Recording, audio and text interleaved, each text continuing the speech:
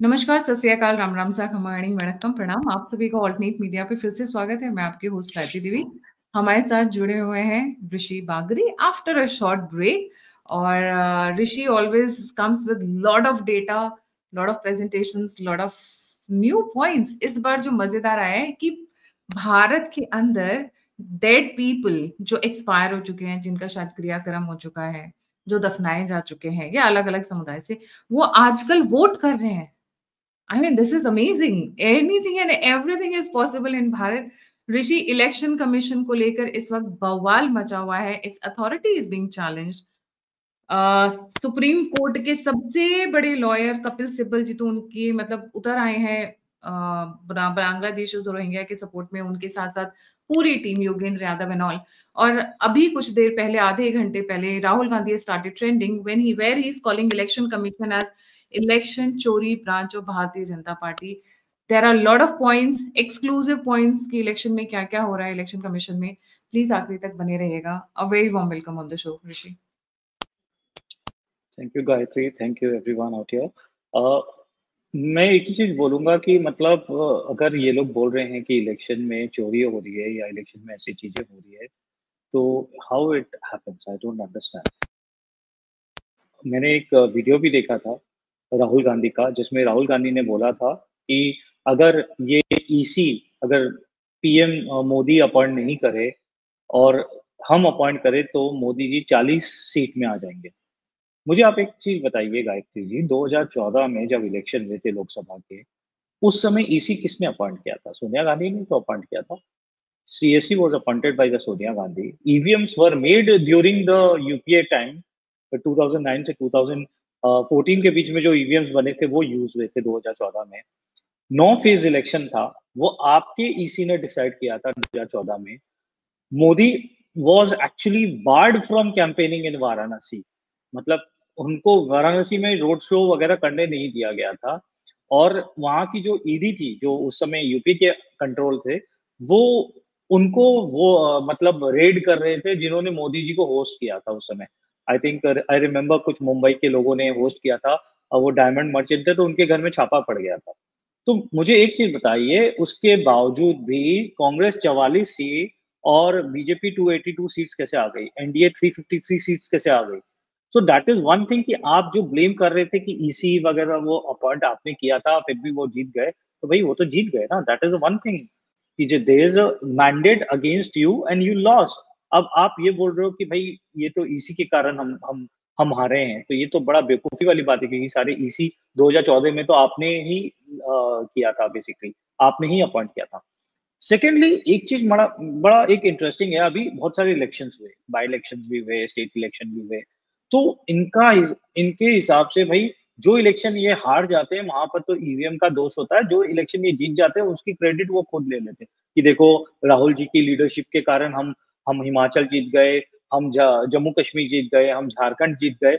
लेकिन अगर हम हारे हैं महाराष्ट्र में, हम हारे हैं दिल्ली में, हम हारे हैं हरियाणा में, तो वो तो भैया ईसी की गड़बड़ है। ईसी ने जरूर कोई बटन गलत दबवा दिया होगा, इसलिए हम हार गए।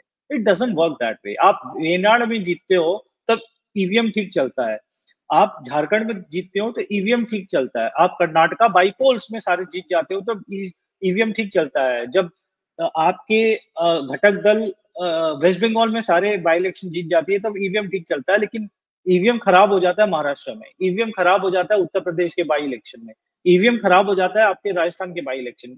It doesn't work that way. It had to be very consistent. And I remember one more thing कि 2 इलेक्शन हुए थे, झारखंड और आपके झारखंड हुआ था, और एक आपका शायद एक साथ 2 इलेक्शन हुए थे, हाँ, हरियाणा एंड जम्मू कश्मीर।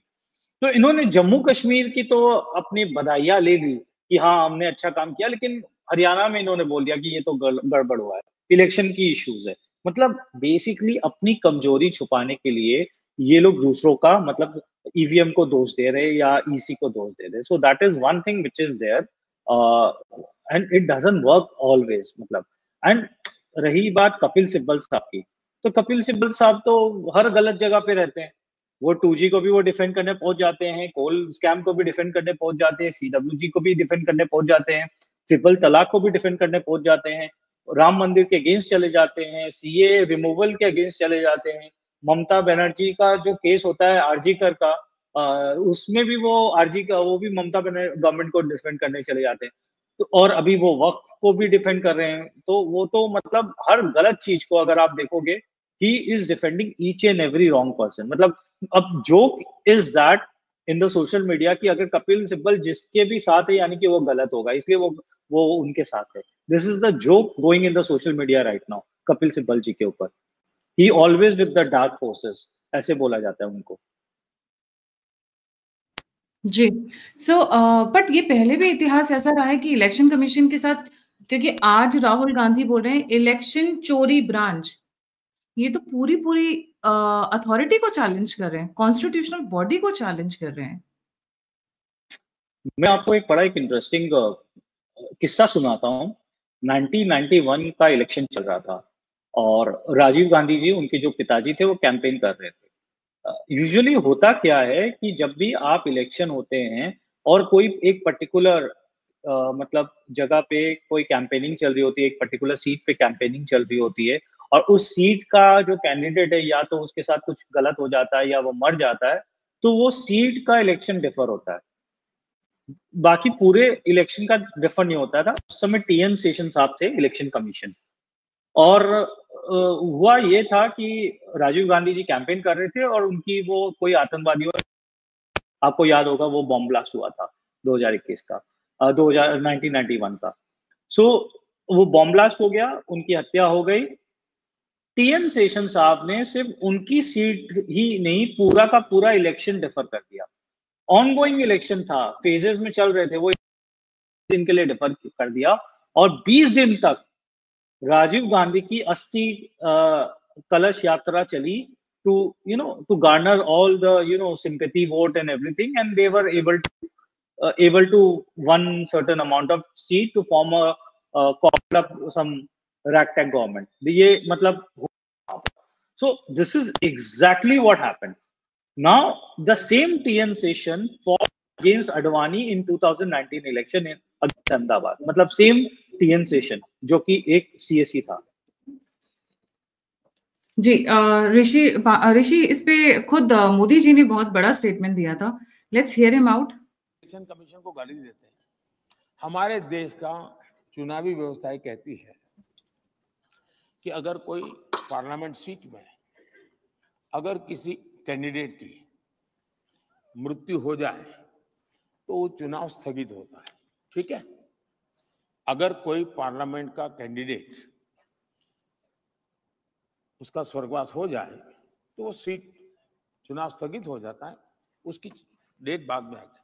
कोई मुझे बताए कि राजीव गांधी नाम का एक व्यक्ति जो पार्लियामेंट के चुनाव का कैंडिडेट था, उनकी आतंकवाद में हत्या हो गई, उनकी सीट कैंसिल होनी चाहिए थी, रुकनी चाहिए थी चुनाव, लेकिन उस समय के इलेक्शन कमीशन ने पूरे देश का चुनाव रोक दिया। कोई लॉजिक नहीं था और करीब 21-22 दिन दिए और उनके अस्थि लेकर के पूरे देश में यात्राएं चली और फिर चुनाव की डेट दी गई। तो कौन सा लेवल पे भीड़ था देश के इलेक्शन कमीशन का? और बाद में वो खुद कांग्रेस के कैंडिडेट बन के अडवाणी के खिलाफ चुनाव लड़ रहे थे। आप इलेक्शन कमीशन की बातें करते हो, और इसलिए जो न्यायिक हो रहा है वो उनको लेवल प्ले फील्ड नहीं लगेगा। बहुत स्वाभाविक है, क्योंकि उन्होंने अब तक स्पेशल कैटेगरी, स्पेशल फायदा उठाया। ये लोग इलेक्शन धो के रख दिया। मतलब 1 मिनट के वक्तव्य में उन्होंने पूरी की पूरी कहानी खोल कर रख दी। पर ये सोनिया गांधी और ये इलेक्शन कमीशन का भी कुछ अलग ही स्टेटमेंट्स रहे हैं, कुछ अलग ही गठजोड़ रही है। क्या था ये? नहीं देखिए, सोनिया गांधी कौन थी? Sonia Gandhi was just an MP. She was not a prime minister, she was a unconstitutional authority जो एक यूपीए चेयरमैन के हिसाब से प्राइम मिनिस्टर के ऊपर डाली गई थी। हमारे संविधान में कोई भी अथॉरिटी प्राइम मिनिस्टर ऑफिस से ऊपर नहीं है। प्राइम मिनिस्टर ऑफिस के ऊपर सीधा प्रेसिडेंट होता है, but president is ceremonial head. The real executive power lies in the prime minister office. ये हमारे कॉन्स्टिट्यूशन में बोला गया है, हम भी यही पढ़े हैं सिविक्स में। This is what been taught to us. Now, what exactly happened? Sonia Gandhi became a UPA chairperson, and she actually started controlling the appointments. She appointed Naveen Chawla. She appointed all the key posts. She appointed, used to appoint हमारे NSA को भी वही appoint करती थी, सभी वो appoint करती थी. एंड उस समय के हेडलाइन भी यही आता था कि Sonia Gandhi appoint Naveen Chawla, Sonia Gandhi appoint this, Sonia Gandhi appoint NSA, and Sonia Gandhi appoint Pulak Chatterjee in the PMO. तो यही हम हर समय उस समय ये सुनते थे. But who was Sonia Gandhi? Sonia Gandhi was not a PM. She bypass prime minister office. She bypass opposition. उन्होंने कोई भी ऑपोजिशन से भी कंसल्ट नहीं करती थी. जब वो विजिलेंस ऑफिसर को उन्होंने नियोग किया था, nothing has been consulted. Now, what exactly happened with all these people? They have been given a gravy post retirement. आपको याद होगा MS गिल का नाम आपने सुना होगा. वो चीफ इलेक्शन कमिश्नर रहे हैं और उनके टाइम पे ही ईवीएम्स आए थे. Basically he was the guy who suggested Rajiv Gandhi कि भाई ईवीएम जो है आप लेकर के आइए, एंड ईवीएम लाने के बाद योर ये जो बोगस वोटिंग है वो रुक जाएगी. उस समय Rajiv Gandhi wanted this EVM thing to happen. So EVM उस समय इंट्रोड्यूस किया गया था. First EVM voting happened in 1980s, late 1980s में हुई थी, and then that was a pilot test pilot project, and gradually started happening from 90s onward. This is what the things are happen. और जब EVM में आप इसी EVM से 2004 का इलेक्शन जीते थे लोकसभा का, 2009 का इलेक्शन जीते थे, और 2014, 19 और 24 का इलेक्शन आप हारे. So the same EVMs also gave you victories also. So in fact, EVM is not an issue out here, but आपको EVM को issue बनाना है. You will be surprised to know, जो MS गिल की मैं बात कर रहा हूँ, वो बाद में जाकर के सोनिया गांधी के टेन्योर में, जो यूपीए का टेन्योर था, वहां पर वो मिनिस्टर भी बने थे. तो basically you are rewarded all your CSC for favoring you, and उसके बाद आपने उसको पोस्ट रिटायरमेंट रिवॉर्ड दिया था by making them governor, by making them cabinet minister, और by making them your party candidate against Advani ji. जो TM शेषन साहब थे, वो अडवाणी जी के अगेंस्ट कैंडिडेट थे 2019 के अहमदाबाद इलेक्शन में, गांधीनगर इलेक्शन में. So you can check all this.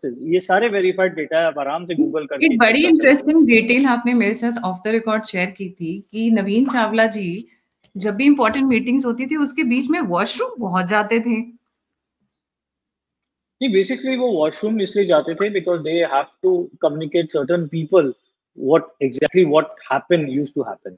और ये कोई मैं अकेला, मैंने आपको कोई ऑफ द रिकॉर्ड नहीं बोली है. ये बहुत मतलब मीडिया में ये वेल कवर्ड थी. इनफैक्ट आपके मीडिया में अगर आप देखोगे तो आप देखोगे कि you will able to find all this media snippets जहां पर ये इस टाइप की चीजें होती थी.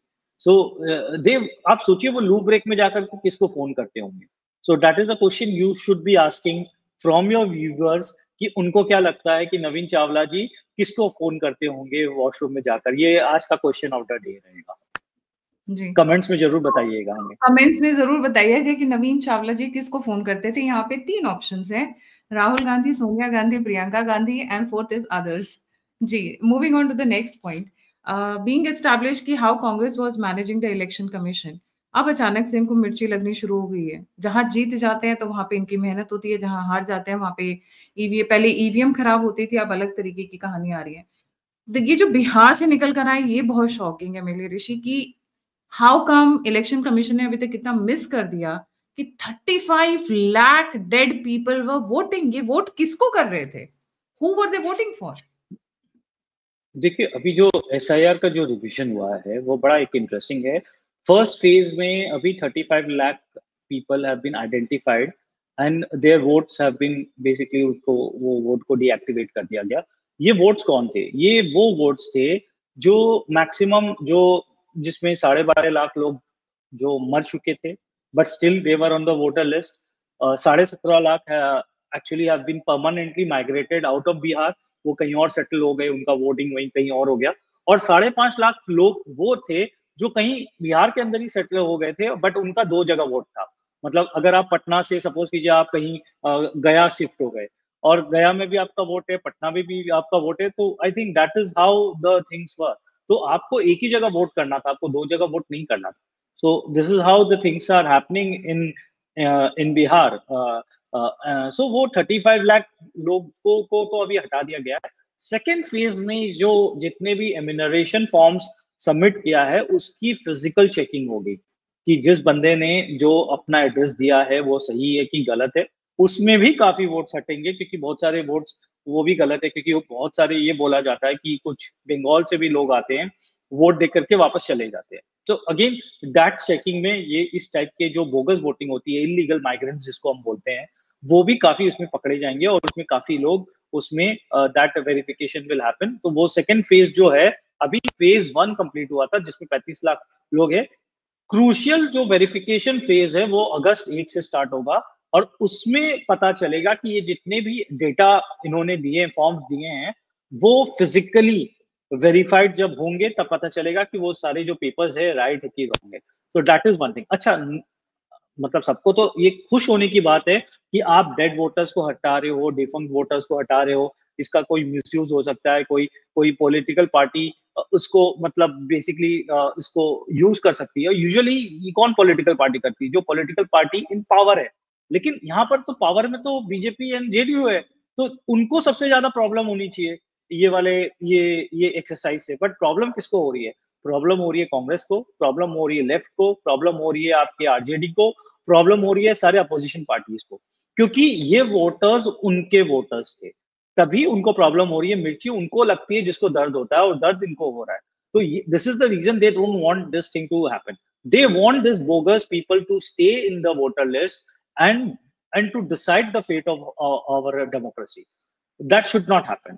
मतलब ये बोगस वोटर्स हमारे डेमोक्रेसी को डिसाइड नहीं कर सकते, हमारे मैंडेट को डिसाइड नहीं कर सकते। और मुझे लगता है कि ये एक्सरसाइज सिर्फ बिहार में, हमारे बंगाल में भी होनी चाहिए और हर जगह होनी चाहिए, स्पेशली इन स्टेट्स जहां पर ये इन्फ्लेशन ज्यादा होता है। हमारे नॉर्थ बंगाल है, हमारे पंजाब है, हमारा राजस्थान है, ये सारे स्टेट्स पे मैक्सिमम ये वाली चीजें होनी चाहिए, which is very important to identify. क्योंकि एक बोनाफाइड सिटीजन को ही वोट देने का अधिकार है, कोई बाहर के बांग्लादेशी को आकर के वोट देने का अधिकार।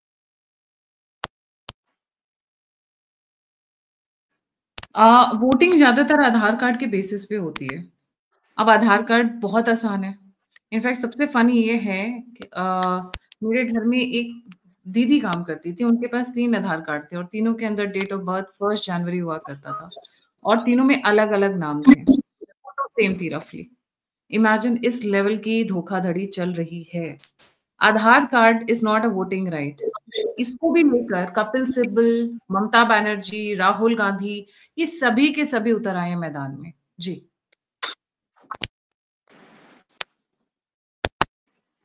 Hello, my voice is coming? No, Gayatri, you need to understand one thing. Aadhaar card अगर आपने देखा होगा उसके पीछे में लिखा रहता है कि Aadhaar card is a proof of identity, it is not a proof of citizenship. बड़ा क्लियरली मेंशन्ड है। मैंने एक्चुअली अपना आधार कार्ड निकाल करके चेक किया था तो देखने के लिए कि ये पहले का है, क्योंकि मेरा आधार कार्ड बने 8-10 साल हो चुका है। तो मैंने देखा उसमें भी वही लिखा हुआ था कि भाई it's a not a proof of citizenship. और 2021 में अगर आपको याद है कि ईसी ने एक गाइडलाइन जारी की थी कि आधार कार्ड को लिंक कर दो वोटर कार्ड में, जिससे क्या ये डिफंक्ट वोटर्स सारे हैं वो निकल जाएंगे, जो डेड है या जो भी है वो निकल जाएंगे। तो उस समय कांग्रेस ने बड़ा अपोज किया था यार, कि कांग्रेस ने, शशि थरूर ने फ्लोर ऑफ द पार्लियामेंट में बोला था कि Aadhaar card is not a citizenship, it is a voter, it is a proof of identity, it is not a proof of citizenship.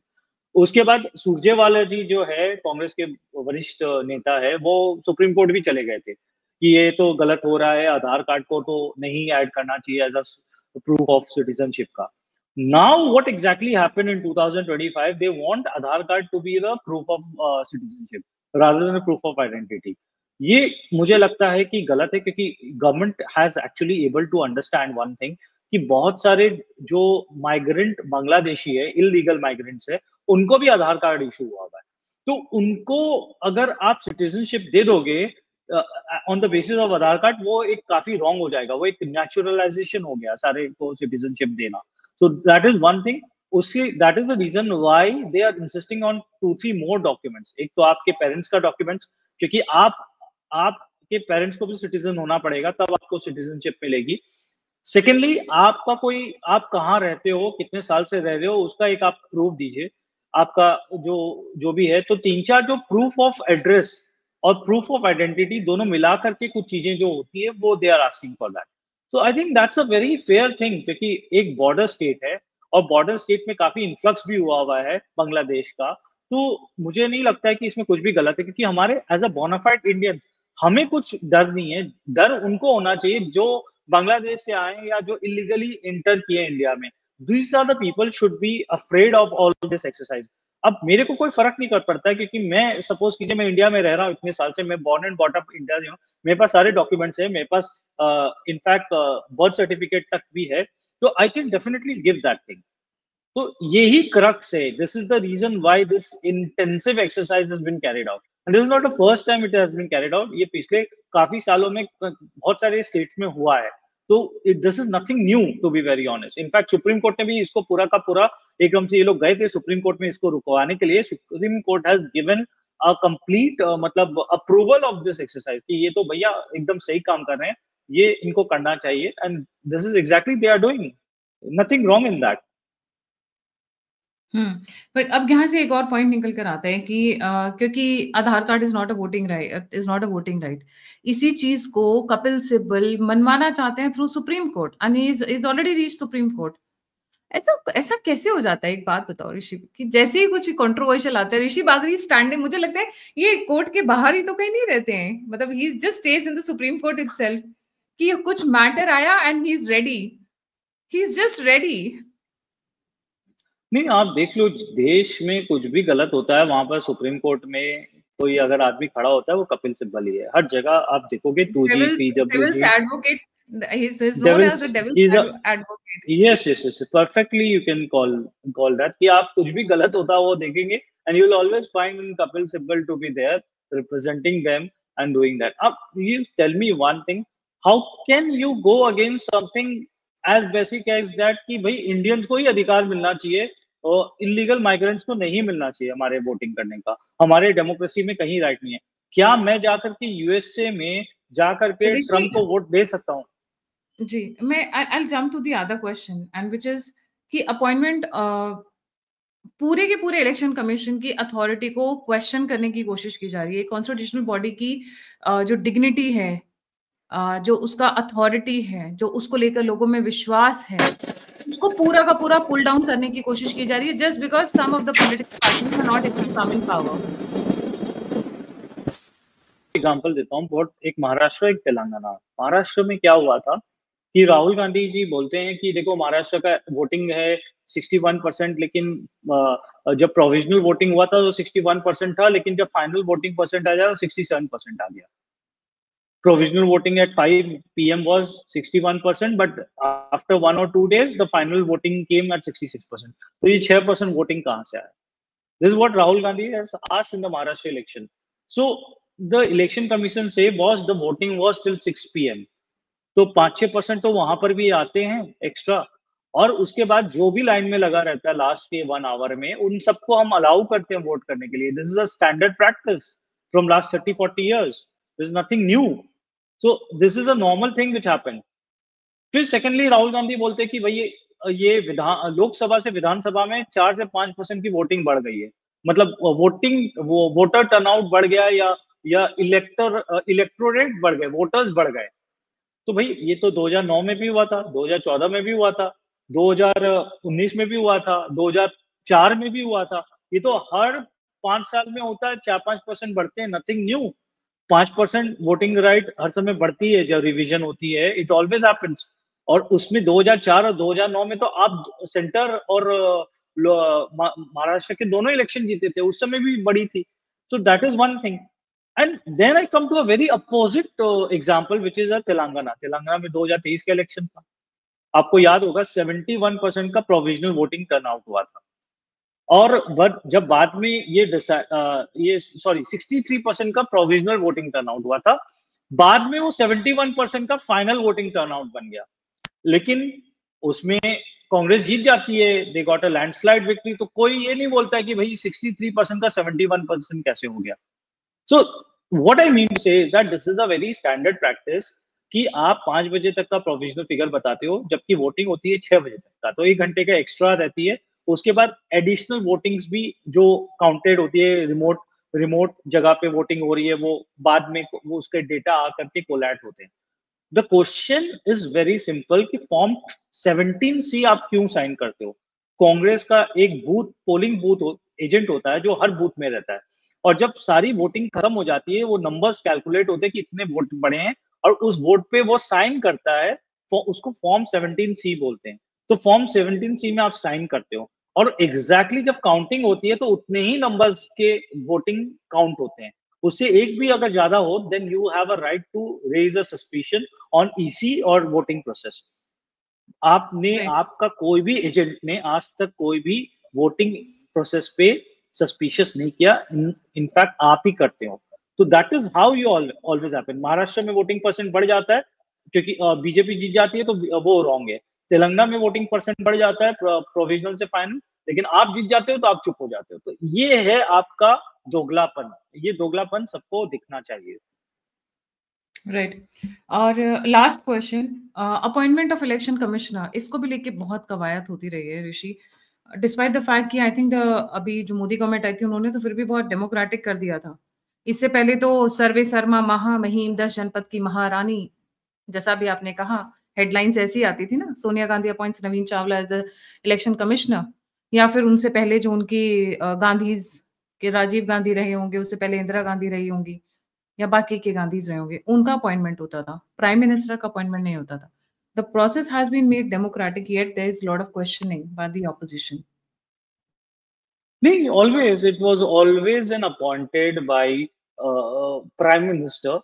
Prime minister बोलते थे, यूजुअली सिविक्स में क्या सिखाते हैं हमारे, कि भाई ये ईसी का अपॉइंटमेंट प्रेसिडेंट करते हैं on the recommendation of the prime minister. This is been, मतलब ये हमें ये पढ़ाया जाता है।